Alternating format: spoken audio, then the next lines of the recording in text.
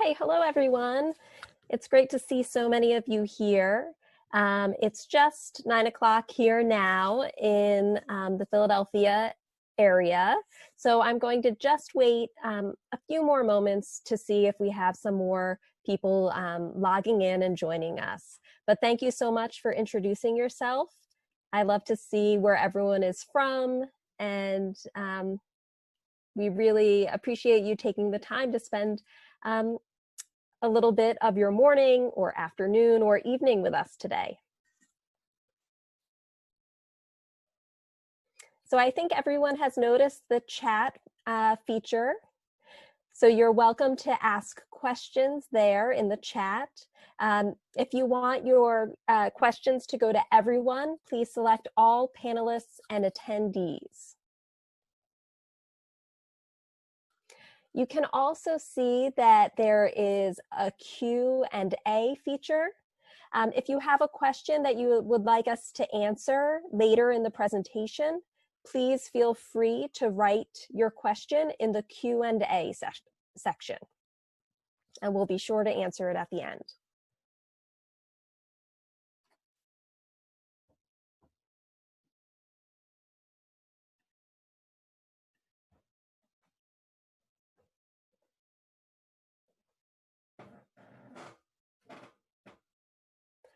Okay, so let's get started.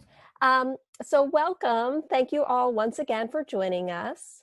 We're here from the University of Pennsylvania's English language programs, and we're going to have a virtual sample class today to show you a little bit what our online classes look like, so you can have a better idea of what that might look like if you were to come and study with us.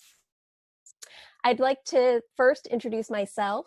My name is Sarah Arva Grasic, and you'll see some of my colleagues are here with me as well. We have Eula Cudden, Elizabeth Gilstrom, Stephanie Ackerman, and Ian Nichols. So they'll be helping me answer questions that you may have and giving some more information throughout the webinar as well. So let's get started. Just a quick agenda so you know what to expect. We're going to start by providing a little bit of information with an introduction to who we are. So we'll tell you about our university, the University of Pennsylvania, the English language programs, and specifically a little bit about our intensive English program. And that is where the sample lesson is coming from today. Then we'll move into the sample lesson where we'll focus on a reading skills and strategies lesson. And then finally, we'll end with a question and answer session. And you'll have an opportunity to ask and receive answers to some of your questions at that point. Okay, so to start with, I'm going to pass it over to my colleague, Ian. Ian is the advising specialist at the English language programs, and he's going to tell you about who we are.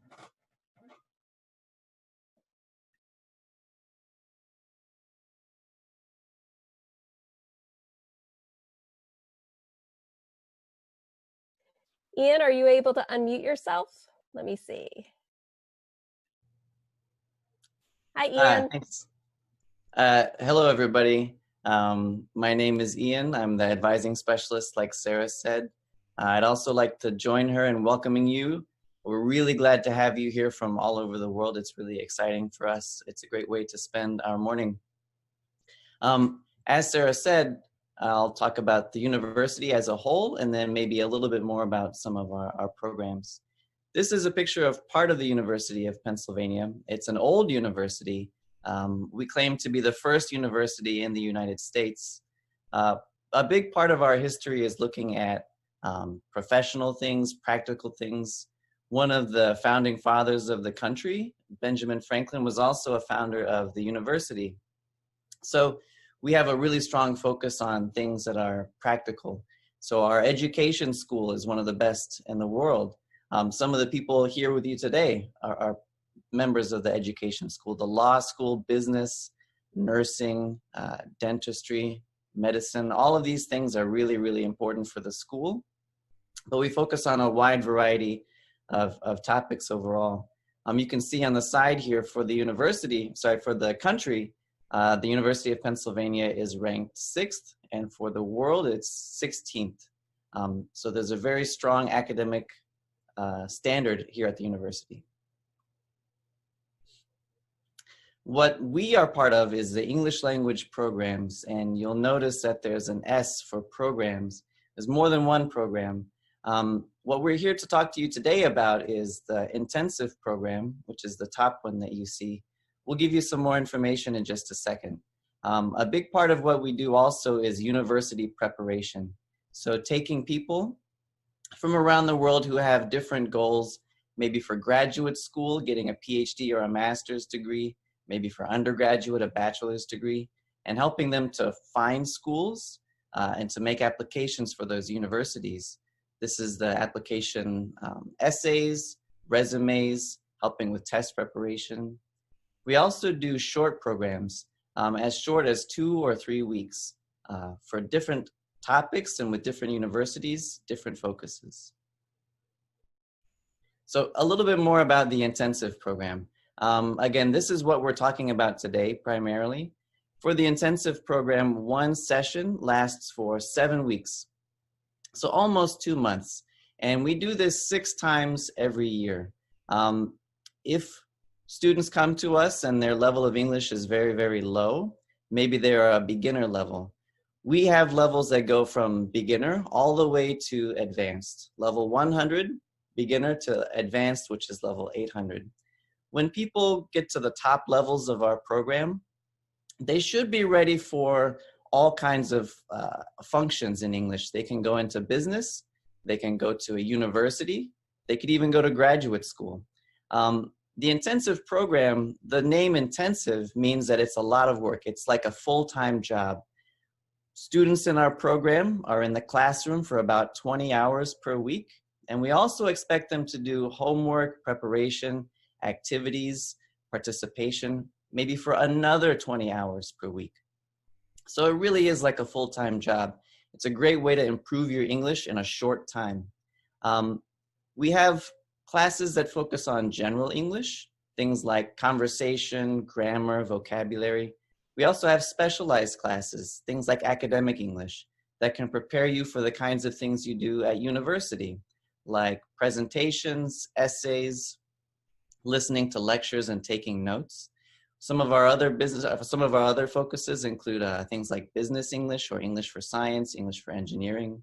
And then also down at the bottom of this list, you can see again, a mention to our University Connection program. Part of this, as I mentioned before, helping you to choose schools, helping you to apply for schools. There's also appointments where you can meet individually and have conferences with counselors who can talk to you about your strengths, find a school that is a really good fit for you, and help make your application as strong as it can be. So these are some of the basic features of the intensive program. Thanks. Great. Thank you so much, Ian, for giving us that introduction. I also wanted to just share a few student stories of our students who have gone through our intensive program. So you'll see here some stories from former students. Melanie from Venezuela said that the teachers have all the skills needed to help students learn English as a second language. So she was really in our program to focus on developing her English language.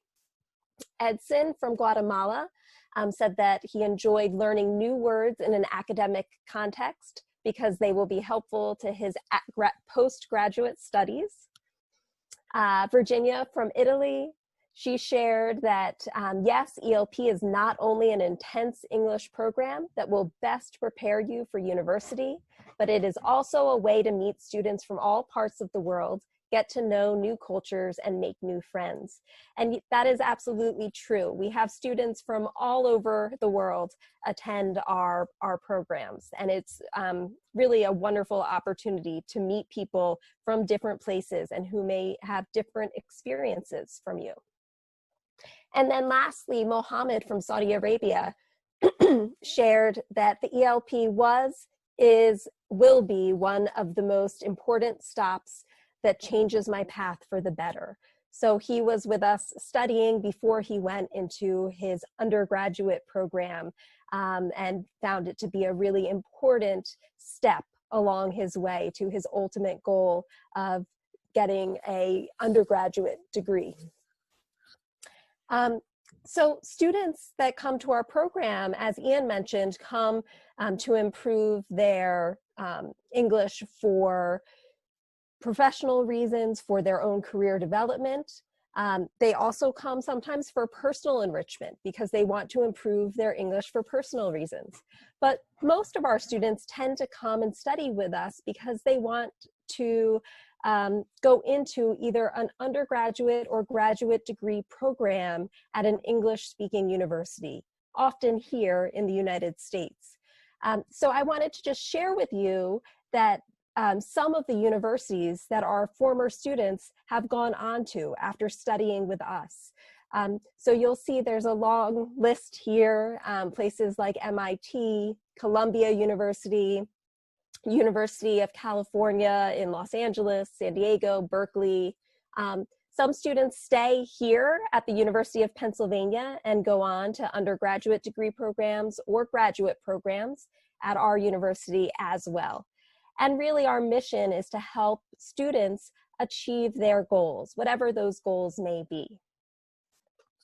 So now that we've gone through this introduction, I'd like to move on to our lesson. And as I mentioned before, this is going to be a lesson on reading skills and strategies. And this lesson comes from one of our high intermediate level courses in the intensive program. Don't worry if your level is not quite at high intermediate yet. Just follow along and try to understand as much as you can. Okay, so let's get started. So as I said, this lesson is going to be about a reading skills and strategies lesson. But the topic of this lesson is real world heroes. And the text that we're going to be reading is about real world heroes. So what will we be doing in this lesson? Well, we always like to share the objectives of our lessons with our students so they know what they will expect in the lesson. So in this lesson, students will develop their reading, discussion, and critical thinking skills by doing the following. We will reflect on and discuss what it means to be a real-world hero.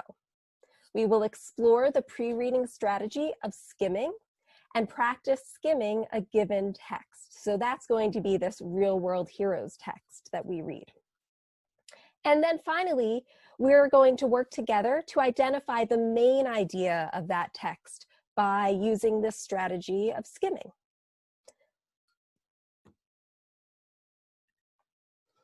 Okay, so before we read the text, I'd like to just take a few minutes to think about some questions and think about this idea of heroes. So in the chat, if you could share with us your answers to some of these questions. So first, how can you define the word hero? So when you hear the word hero, what do you think of? And if you don't mind, we'd love to hear some of your answers in the chat. And then also, who do you think of when you think of heroes? Do you have specific people in mind that you tend to think of when you think of heroes? So we'd love to see that in the chat as well, if you have some ideas.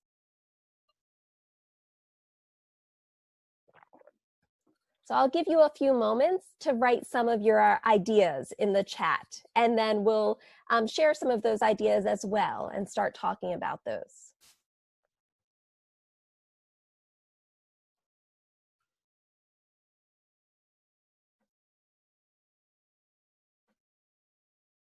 Okay, I see some great things coming into the chat. I want to give you all a little bit of time so that we all have time to share our ideas.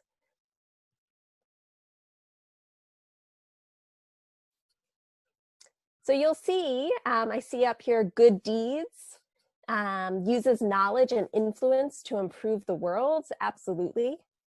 someone who takes care of others. I love that one. That's a wonderful definition of a hero, someone taking care of other people. Wow, lots coming in now. Oh, wonderful. Helping society as a whole. Yes, absolutely. Heroes definitely need to be helping our society and our communities. Ah, my mom. Very nice. I love that. It's wonderful to think about heroes that may be close to us and not just heroes kind of who are well known or worldwide heroes, but people in our families. Absolutely. Here's someone who can handle anything. Yes, so we look for heroes to be able to persevere and deal with challenges and difficulties that they may face. Nurses and doctors, absolutely, absolutely. My family, yep, this is great. The people who right now who are fighting COVID, absolutely, for sure. So I love that we've got so many wonderful ideas here. And you did exactly what I was hoping you would do. Sometimes when we think of heroes, at least young kids, we think of, you know, superheroes. But heroes aren't just these kind of fantastic ideas or maybe imaginary people or famous people. Heroes can be anyone that is helping their community, helping the society, helping other people. Wonderful. Well, thank you all so much for sharing your ideas. So we'll move on to talk, thank you, Ian, to talk about skimming. Okay, so now that we know what a hero is, and I've told you we're going to be reading a text about real-world heroes, I want to introduce the strategy of skimming. And this might not be a new strategy for you, but it may be a strategy that you haven't used much in English reading. Okay, so it's always important to think about these specific strategies when you're looking at reading in another language that is not your native language. So to start with, what is skimming? Well, it is a reading method, and it is a strategic and selective reading method. So by strategic and selective, we mean that you are going to be choosing and selecting what you read, okay? You don't read everything. You have to have a strategy to pick what you can and can't pay attention to. And this is really a really important strategy for a lot of our students who are going on to study in an undergraduate or graduate degree program, because in those programs, students often have lots and lots of assigned reading, and they can't read everything closely. So we have to be very strategic about how we address the text that we are assigned. Okay, so skimming is also a way to identify the author's main messages rather than looking at all of the details. So we're really focused on main messages.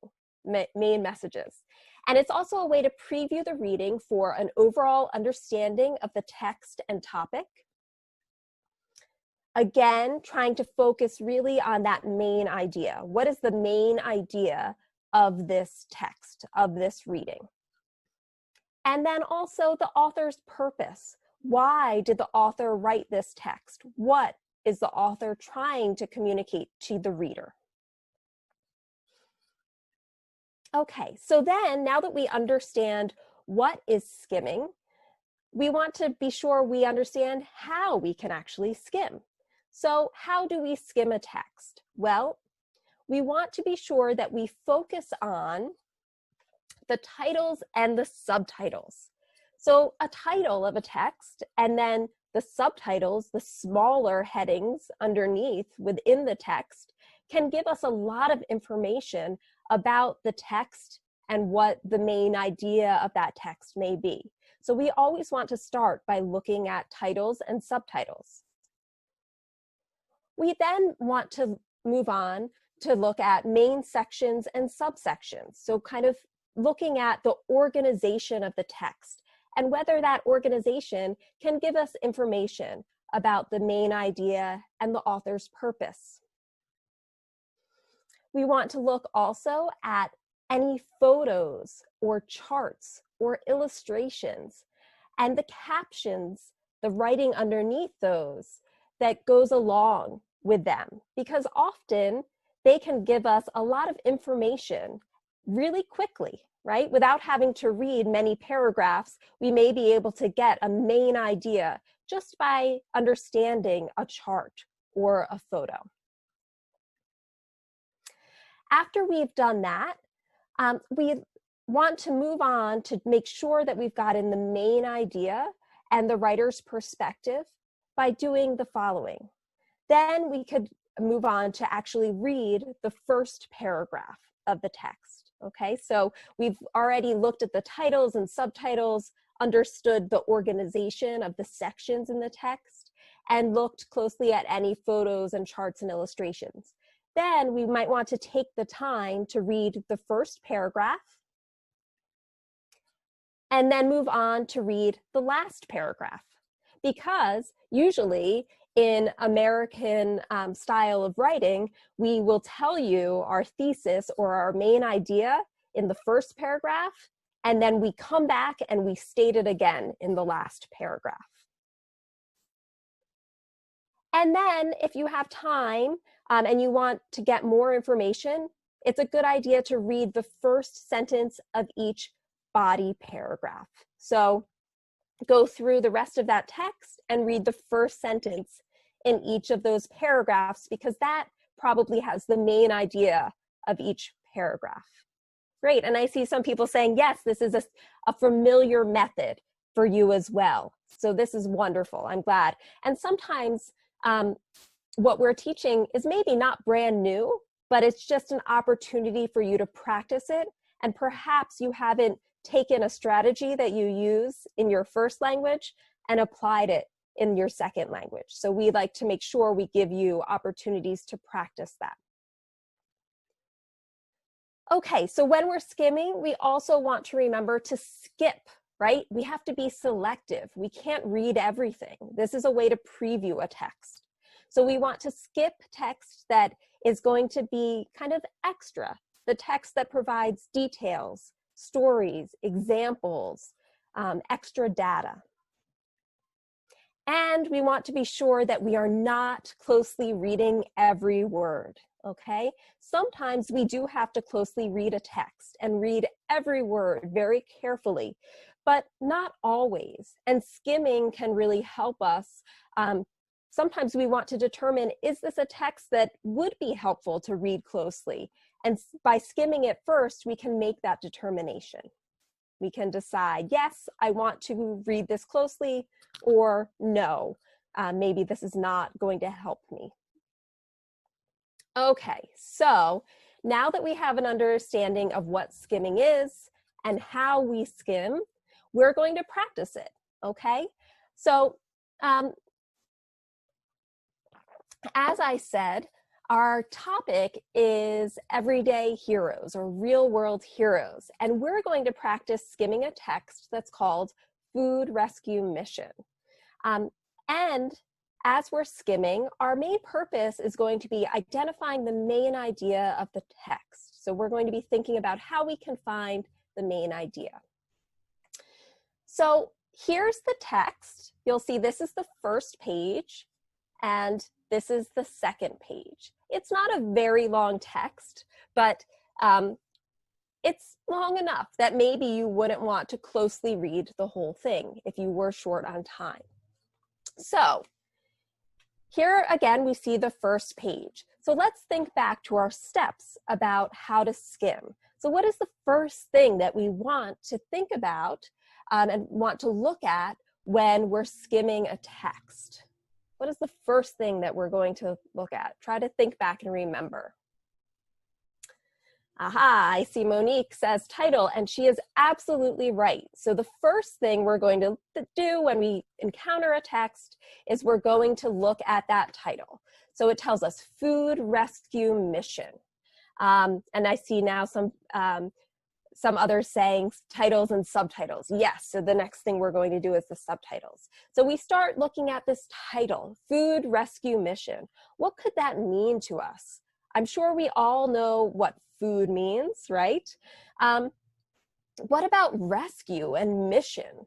A mission is something that we do, that we take on to achieve some sort of goal. And rescue, what is a rescue? Rescue is usually saving something or someone, right? So food rescue mission, we can try to think about what this might mean to us. Then we look at these subtitles as we saw, right? So the first subtitle, solving a problem. Okay, well, right away we know that whatever this reading is about, whatever this food rescue mission is that they were trying to solve some sort of problem. And we'll see if we can figure out what that problem may be. And then the second subtitle here, delivering rescued food.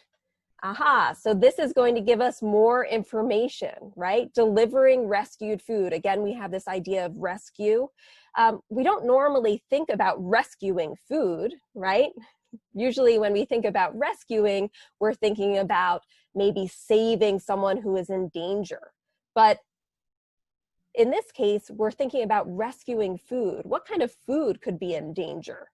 So we want to be thinking about that. And I see some people making some guesses, right? I think about the waste of food, and yeah, absolutely. So when we're thinking about rescuing food, well, food that is in danger is sometimes food that is going bad, and then we can't eat it anymore. So that's a wonderful guess, absolutely.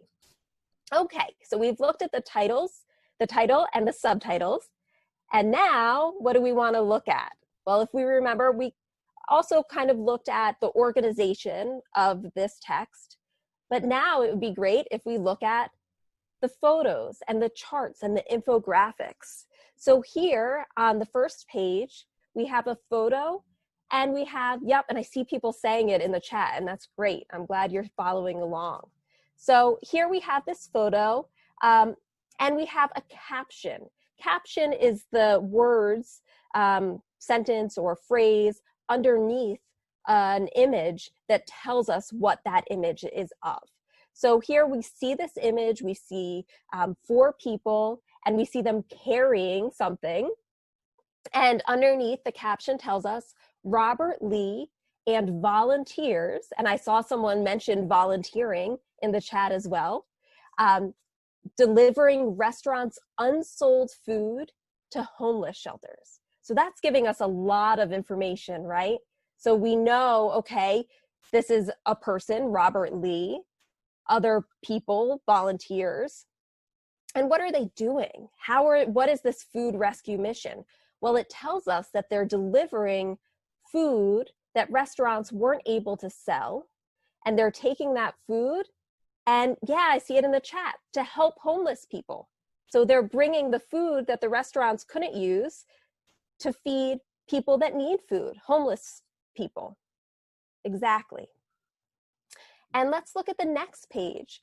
Here, we have at the top a chart, and we also have something called an infographic. So it tells us here the title of this, the problem. So again, we know they're trying to solve a problem with this rescue mission. And it tells us that 40% of food in the US is thrown away. That's a huge problem, right? This is a very big problem, certainly in the US and in many places around the world, right? We don't want to be throwing away food, right?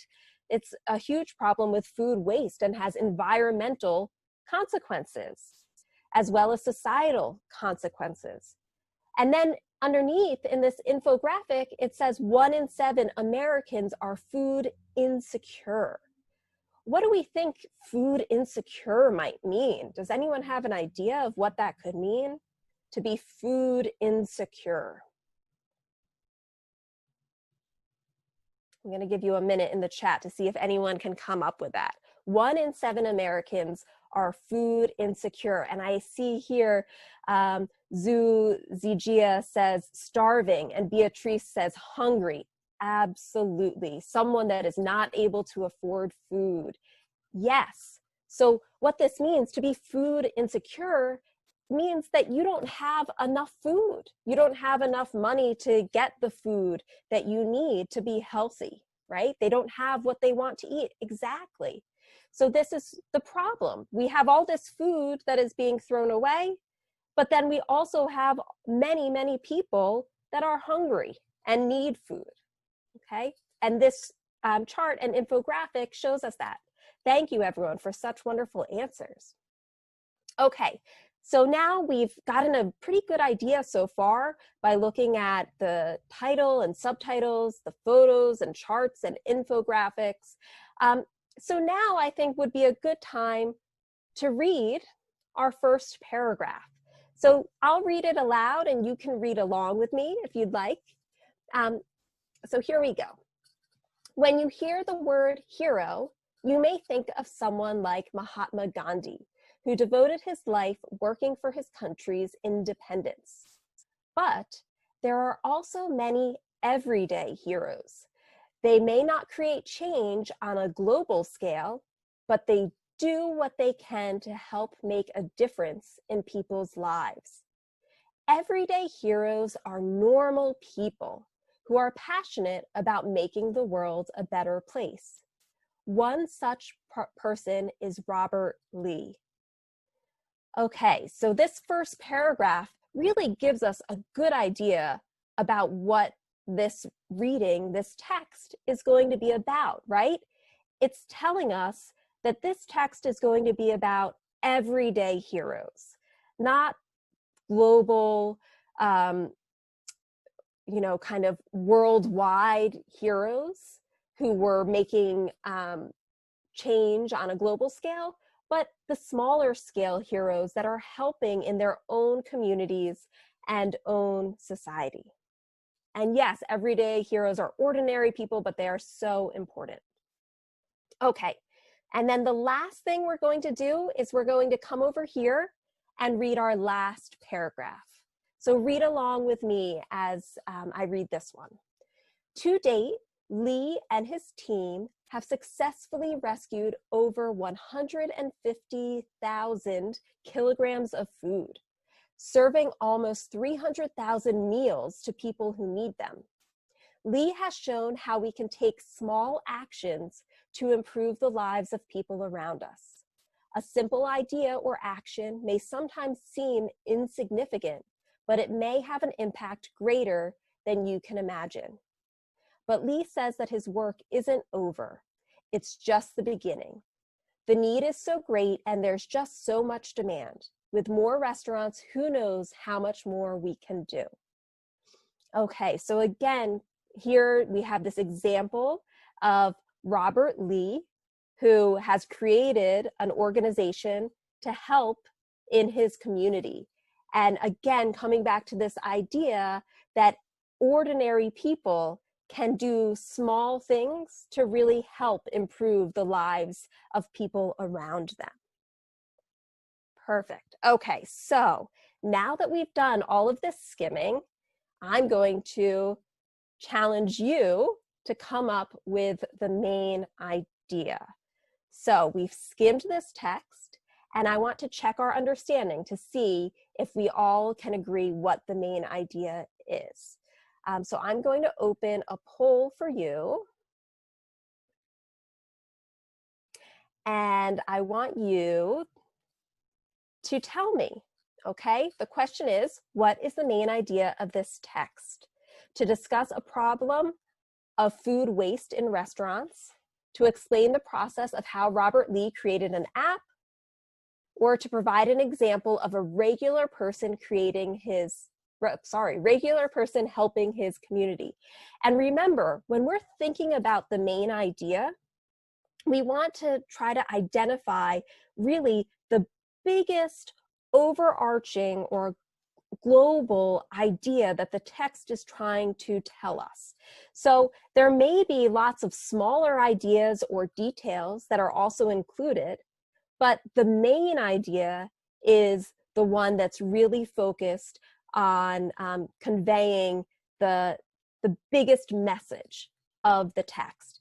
And this is a really important strategy also when you are taking standardized tests like the TOEFL or the IELTS, because they will ask you questions like this and they try to trick you with the other options, right? They're not going to ask something that's totally unrelated, but it will be like a little detail from the text. So it's really important to be able to pull out the main idea. So I see lots of answers coming through. I'm going to give you just one more minute to finish putting your answer in the poll, and then I'll show you our responses and see if we can agree. Okay, so let's share these results. So we can see that 77% of us say that the main idea of this text is to provide an example of a regular person helping his community. And yes, you are absolutely right. That is the main idea of the text. It does also discuss the problem of food waste in restaurants. You're right, absolutely, that's in there, but it's not the main idea. And also, it does kind of very briefly explain the process of how Robert Lee created an app, but that's a smaller detail. And when we're thinking about the main idea, we're thinking about the big message there. So you are absolutely right, the 77% who said that this was meant to provide an example of a regular person helping his community. Absolutely. Okay, so that is the end of our sample lesson. Thank you so much for participating and sharing all of your ideas. I loved hearing from all of you. And now I'm going to just ask you to answer some more questions from us. So you'll see another poll coming up that just has some quick questions to give us a better idea of what you are looking for. So we've asked you why you're interested in studying at an English language programs, to tell us a little bit about how old you are, and then how this webinar, how satisfied you were with this webinar. So while you're doing that, just take a quick minute to do that, but we'd love to open it up to any questions that you have. We're here now so that we can answer any questions you have about our program, our programs, and what we can do to help you achieve your goals.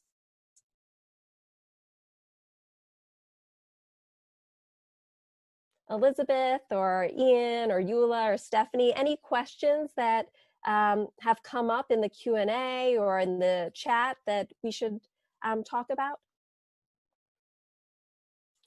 I think I have to unmute you all. Maybe that's the problem. Thanks, Sarah. That was a great lesson. A lot of people are really grateful for the lesson in the chat. A lot of questions came up about the cost about the program. Yeah, that's so as we said earlier, we have different programs, many different programs, and each program has a different cost. So today we were able to do a lesson with no cost, which was wonderful, but we have a lot of our other programs do have different tuition costs. So you would have to look at our website for the particular program that you're interested in and how long you would be interested in studying with us, and then you would be able to find all of the specific information about the tuition fees. Other questions?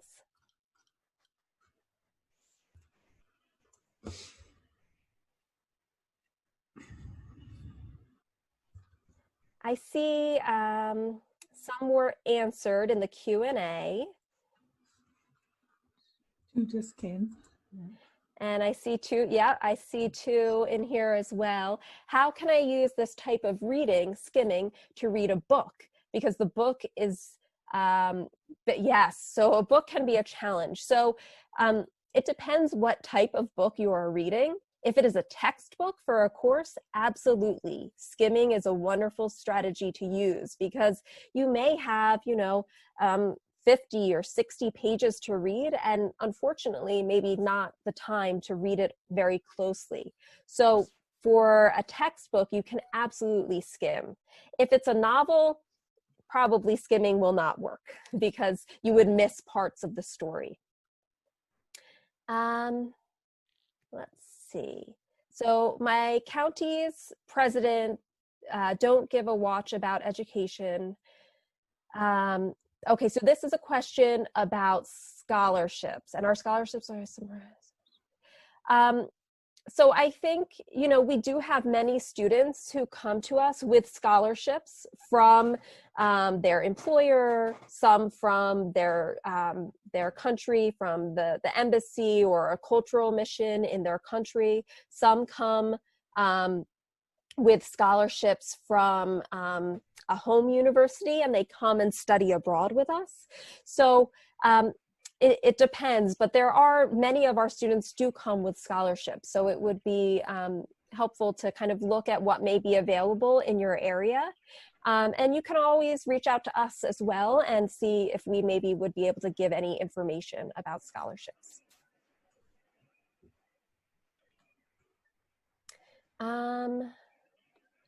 So there's a question about an F1 visa to participate. Yes, Stephanie, would you like to answer that one? Yes, that's a great question, Maria. So for our programs that are going to be online through the fall, so as Elizabeth mentioned, our IP programs will be online through December due to COVID-19. So you do not need an F1 visa to participate in those programs. However, when we are in person again, hopefully in the spring, you will need an F1 visa to participate. Great, thank you so much, Stephanie.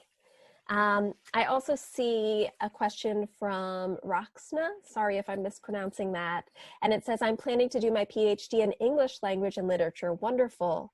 Can you give me some idea to join UPenn? So again, we're from the English language programs. So we do have lots of students who come to us first if they feel like they need to improve their English before they go into their undergraduate or graduate degree program. So you would be, of course, welcome to come study with us. And we can also help you with that university preparation to help you complete your applications and work on improving your test scores so that you can achieve your goals of completing whatever graduate or undergraduate degree program you're interested in. Let's see. I see also a question. Will we talk about some other manner to have a good reading? So unfortunately, because this is just one short lesson, we had to pick one topic to cover. But we have, if you come and study with us, we have lots of courses that focus on reading development, and we cover all kinds of reading skills and strategies. And maybe we'll do some future webinars as well. So be on the lookout for more webinars. And then I see Brian, is the program all online? So yes, for the fall, all of our programs will be online. We hope that once the global pandemic is better controlled, as soon as that happens and it's safe, we will have our classes in person again. But certainly for the fall, we know that our classes will all be online.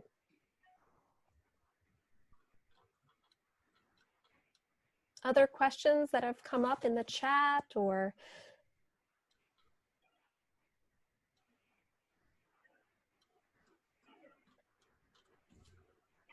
anything else that people are wondering about?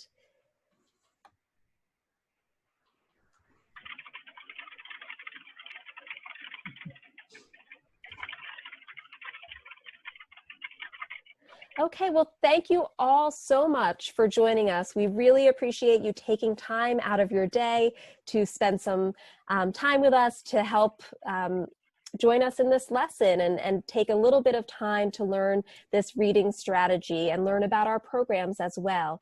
And we really hope that you'll consider coming to study with us or studying with us in one of our online programs as well. So thank you very much. You're welcome to reach out to us with any questions after this, or for more information, you can always visit our website. So thank you all and have a wonderful day. And we hope to see you sometime again. Bye, everyone. Bye-bye, everyone.